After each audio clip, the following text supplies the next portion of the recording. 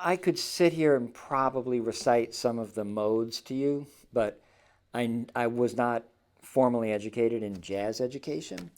And so, honestly, the way I think about improvising over changes comes from the lines of the players that I love listening to.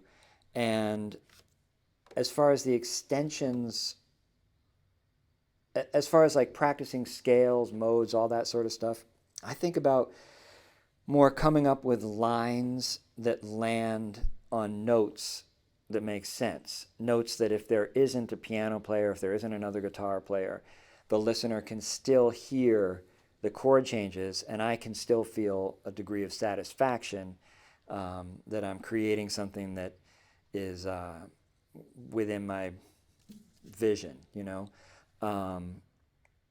which is an interesting kind of sidebar.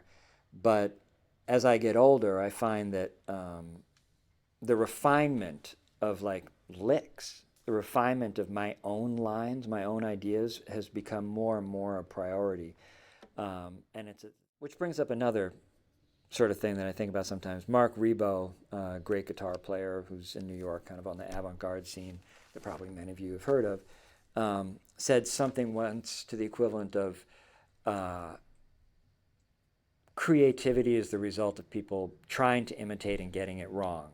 I think that's a little bit, it's pithy and it sounds good and it's a little simplistic in it, but I can say for myself, there are tons of things that I've come up with that I've just gotten wrong. And even some things that have like led to my career. One of the first jam sessions I sat in, they were playing a blues and it was a loud club and it was hard for me to hear what was going on. And I couldn't even tell what key it was, and it came time for my solo, and I took a chorus, and people were on stage were like, whoa. And I took another chorus, and it felt good, and suddenly people were like, oh, you should take another, and like musicians in the audience were like, oh my God. And that went on for, you know, I don't know, 5, 6 courses. And I got off stage, I stopped playing, and I realized they'd been playing in a blues in B flat, and I was soloing in E.